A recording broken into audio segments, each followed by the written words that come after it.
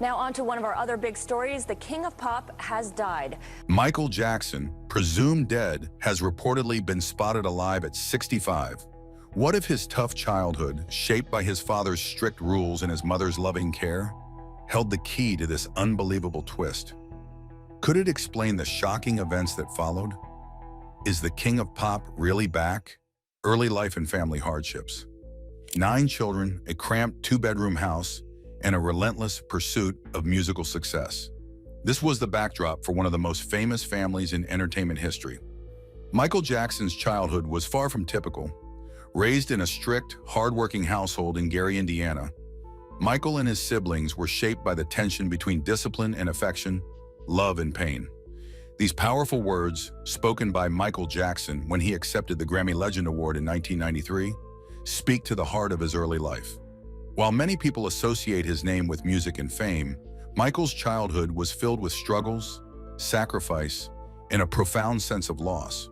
He once said, "There were no Christmas, there were no birthdays. It was not a normal childhood." Instead, his family's life revolved around hard work, obedience, and for Michael, the painful process of growing up under the harsh hand of his father, Joe Jackson. In 1949, Joe Jackson married Catherine Screws, and the couple eventually had 10 children over 16 years. They settled in a modest 2-bedroom home in Gary, where Joe worked multiple jobs as a welder and crane operator at U.S. Steel. Though a talented musician and aspiring boxer in his youth, Joe's focus shifted to providing for his ever-growing family. Catherine, a devout Jehovah's Witness, kept the home running and encouraged her children's musical talents. Despite the family's financial struggles, music was always at the center of their lives. Michael later recalled, "We were a family that sang all the time. We would take the furniture out of the living room and dance. We would have a songwriting competition while we washed the dishes." This love of music ran deep, but so did the pressure to succeed. The Jackson children often felt the weight of their father's unyielding expectations. Michael's older brother, Jermaine, described the family's sense of isolation during the holidays. He recalled looking at decorated homes across the street and feeling confused, knowing that their home, like all Jehovah's Witnesses, did not celebrate Christmas. Jermaine wrote, "Our tiny house was the only one without decoration." This sense of difference, of not fitting in, was part of their reality. It was in these moments that Michael's desire to escape through music grew stronger. Music became Michael's escape, but also his destiny. It wasn't just a hobby, it was a lifeline. One day, Tito, Michael's older brother, picked up their father's guitar, even though Joe had forbidden them to touch it. When Tito accidentally broke a string, he feared Joe's anger. But instead of punishment, Joe was impressed by Tito's musical talent. He saw potential. An idea was born. In 1966, the Jackson brothers was renamed the Jackson 5, and Joe quickly became their manager. Yet success came at a cost. Michael's memoir, Moonwalk, revealed the darker side of his father's ambition. Joe demanded perfection and discipline, often punishing the children for minor mistakes during rehearsals. "I was so afraid of my father, I would vomit when I saw him," Michael later admitted. The fear and the beatings were a regular part of his life. Michael once recalled hearing his mother scream, "Joe, you're gonna kill him, stop it." Joe, in his own defense, denied the abuse. "I didn't beat him," he said in a 2009 interview. Everyone spanked their kids when they did wrong, but not beat. However, Michael's memories told a different story, a strict father who demanded perfection at any cost. Despite the strictness, Catherine's love and nurturing nature balanced out the harshness of Joe's approach. Michael once spoke fondly of her encouragement, saying she was the emotional anchor of the family. But even Catherine couldn't shield her children from the pain caused by their father's relentless ambition. Tragedy struck early in the Jackson household with the death of Michael's twin brother, Brandon, shortly after birth. The loss left a lasting emotional scar on the family, particularly on Michael. Though he never spoke openly about it, the absence of Brandon was a constant reminder of the fragility of life, further complicating the already complex family dynamic. Through it all, the Jackson children, and especially Michael, pushed forward. The combination of strict discipline, nurturing love, and a burning desire to succeed drove them to become musical legends. Michael's career, shaped by his childhood struggles, would eventually take him to unimaginable heights. But as he would later say, the cost of that success was high. I cannot recreate that part of my life, nor would I change any part of my life. Michael Jackson's rise to fame wasn't just the result of raw talent. It was the result of an upbringing that was as tough as it was loving, marked by both sacrifice and ambition, pain and triumph. The Jackson 5 and breakthrough to fame. The Jackson 5's journey from humble beginnings to worldwide fame is a story of grit, determination, and incredible talent. What started as a local talent show act in Gary, Indiana, quickly transformed into one of the most iconic groups in music history. At the heart of this journey was Michael Jackson, whose remarkable voice and stage presence helped propel the group to success, and whose solo career would eventually eclipse even the family's collective stardom. In 1964, the Jackson brothers' musical journey began with a simple accident. Tito, one of the older brothers, was playing with their father's guitar when he accidentally broke a string. Impressed by Tito's ability to play, Joe Jackson bought him his own guitar. Soon, Tito, Jermaine, and Jackie formed a small group with 5-year-old Michael playing the congas. By 1965, Michael's childhood friends, Rayno Jones and Milford Height, joined, adding keyboards and drums to the mix. The family's passion for music grew, and by August 1965, Marlon joined the group with his tambourine, and the name The Jackson 5 was born, suggested by a family friend, Evelyn LaHaye. The group started performing at local schools, talent shows, and theaters in Gary and the Chicago area, gaining attention and experience. Their big break came in 1966 when the Jackson 5 won their first talent show at Theodore Roosevelt High School in Gary. Michael, even at age 8, was already stealing the spotlight with his performance of Robert Parker's Barefootin'. By the following year, the group was performing at prestigious venues like Chicago's Regal Theater and Harlem's Apollo Theater, winning competitions at both. The Apollo win on August 13, 1967, marked a pivotal moment in their journey, and soon after, they caught the attention of Gladys Knight, who believed in their potential. Although Motown initially rejected their demo tape, a second chance arrived when Bobby Taylor, who had been blown away by Michael's performance, sent the boys to Detroit for an audition at Motown's headquarters. This moment was the turning point. Motown's legendary founder, Berry Gordy, who had previously refused to sign any more kid acts, saw the raw talent in the Jackson 5 and immediately signed them to a 1-year contract in 1968. Once signed, the Jackson 5's career skyrocketed under Motown's powerful marketing machine. Their first single, I Want You Back, was released in 1969 and quickly became a chart-topping smash. The song marked the beginning of an era where the Jackson 5 would dominate the charts, with their catchy tunes and Michael's undeniable charm. The group's debut album, Diana Ross Presents the Jackson 5, hit stores in December 1969, capitalizing on Motown's PR push, which even claimed that Diana Ross had discovered the group. Motown's savvy promotion helped the Jackson 5 land appearances on major TV shows like The Ed Sullivan Show and The Hollywood Palace. Michael, barely 11 years old, was already being hailed as a star. Their massive success was further solidified by a string of hits like ABC, The Love You Save, and I'll Be There, making them the first act in history to have their first 4 singles hit #1 on the Billboard Hot 100. As the Jackson 5 became Motown's top act, Michael's unique talent started to shine even brighter. In 1971, at just 13 years old, Michael launched his solo career with the release of Got to Be There. The song became a hit, and his solo success continued with tracks like Rockin' Robin and I Wanna Be Where You Are. But it wasn't just about the group anymore. Michael's voice and persona were becoming increasingly impossible to ignore.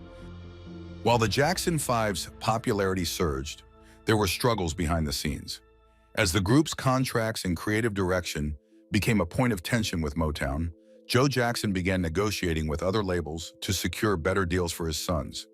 By 1975, the Jackson 5 made a bold move to Epic Records, seeking more control over their music and higher royalties.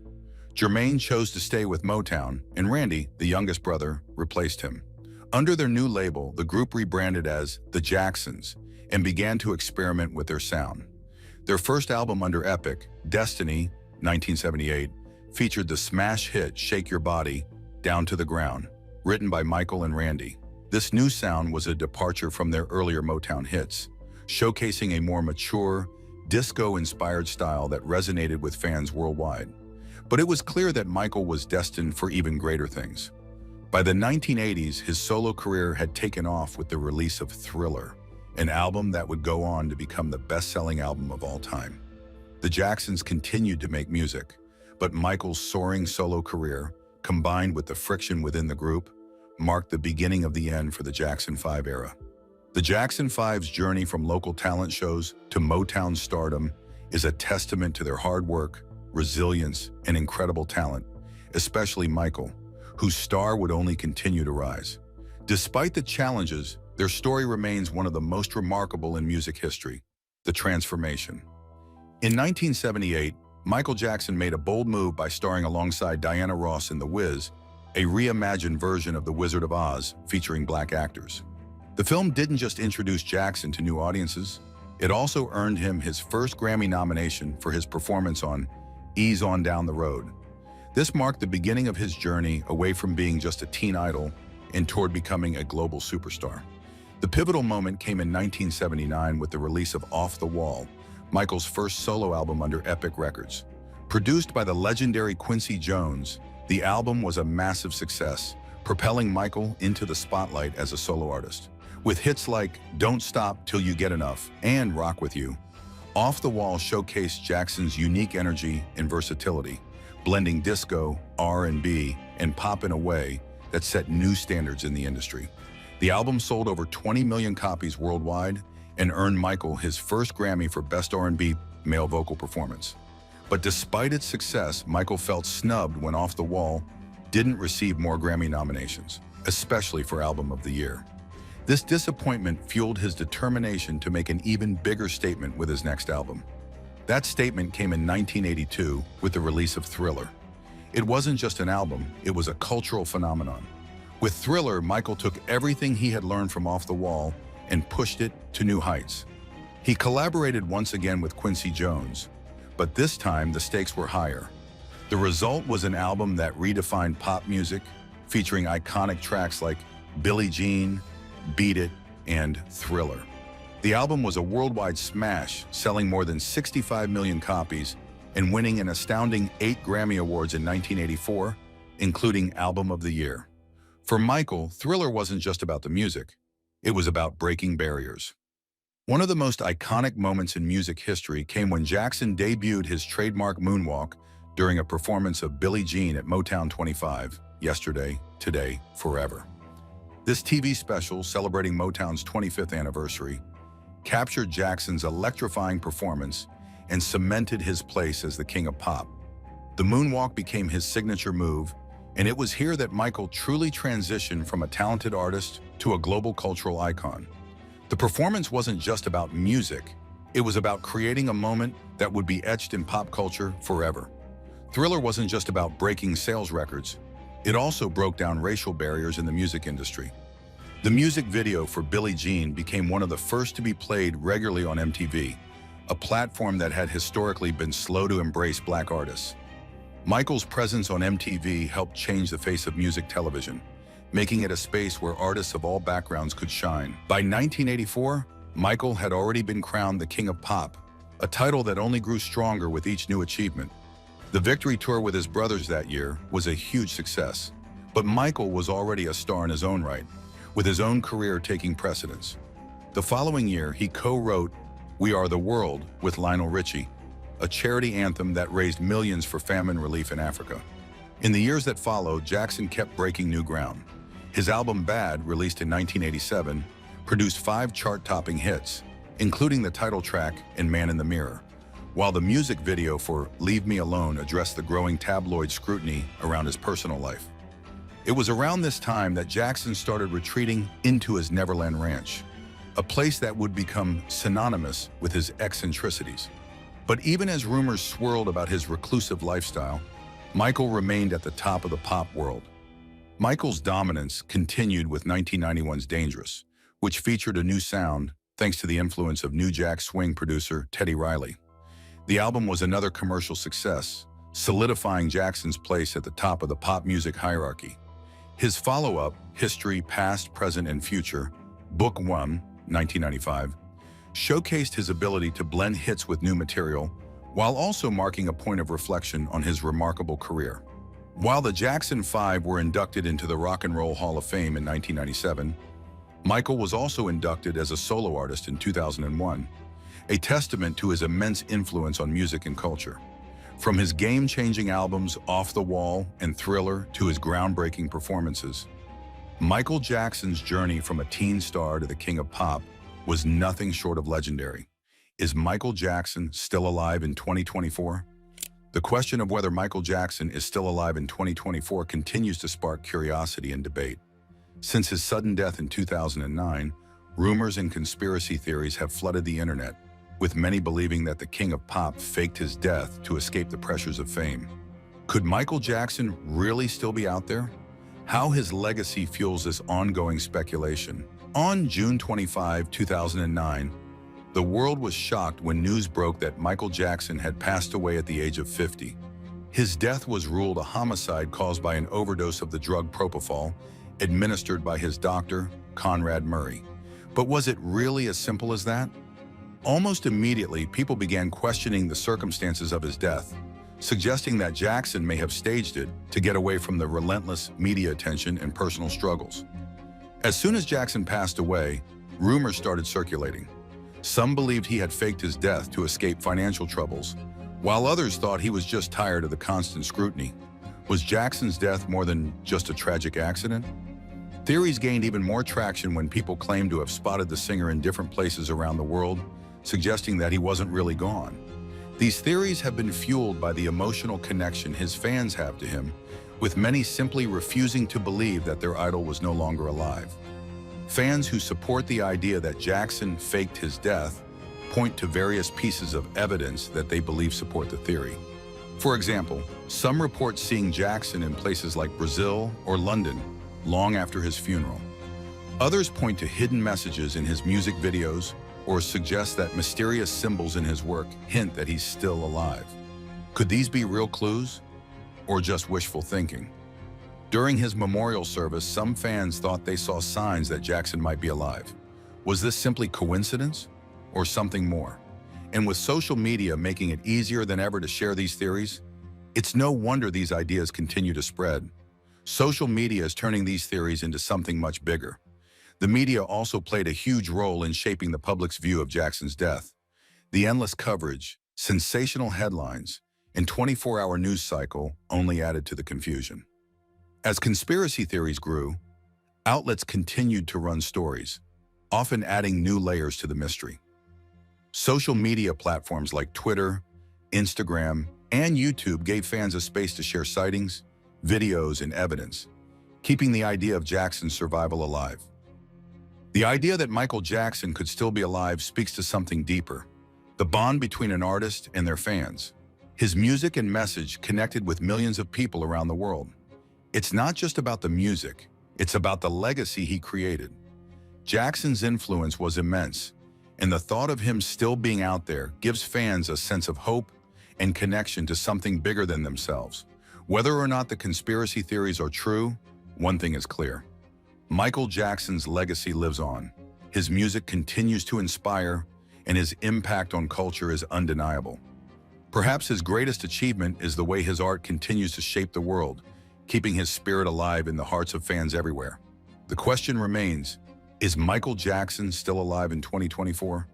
While theories and rumors swirl, the truth is his influence will never fade. A legend can never truly be gone. Their legacy lives on forever. What do you think about this shocking sighting of Michael Jackson? Could he really be alive at 65? Or is it just another wild rumor? Let us know your thoughts in the comments below. And don't forget to like, subscribe, and hit the bell for more updates on this incredible story. Thanks for watching.